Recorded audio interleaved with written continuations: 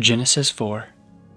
Now Adam knew his wife, and she conceived and bore Cain, saying, I have gotten a man with the help of the Lord. And again she bore his brother Abel. Now Abel was a keeper of sheep, and Cain a worker of the ground. In the course of time Cain brought to the Lord an offering of the fruit of the ground, and Abel also brought of the firstborn of his flock, and of their fat portions. And the Lord had regard for Abel and his offering, but for Cain and his offering he had no regard. So Cain was very angry, and his face fell. The Lord said to Cain, Why are you angry, and why is your face fallen?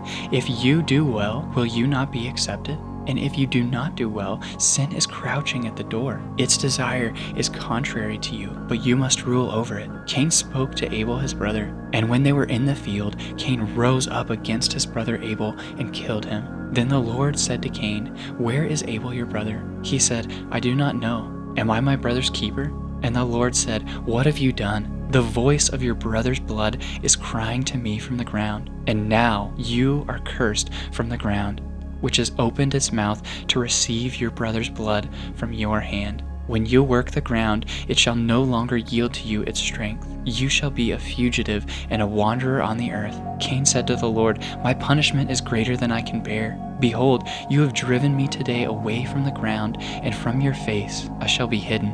I shall be a fugitive and a wanderer on the earth, and whoever finds me will kill me. Then the Lord said to him, Not so. If anyone kills Cain, vengeance shall be taken on him sevenfold. And the Lord put a mark on Cain, lest anyone who found him should attack him. Then Cain went away from the presence of the Lord and settled in the land of Nod, east of Eden. Cain knew his wife, and she conceived and bore Enoch. When he built a city, he called the name of the city after the name of his son, Enoch.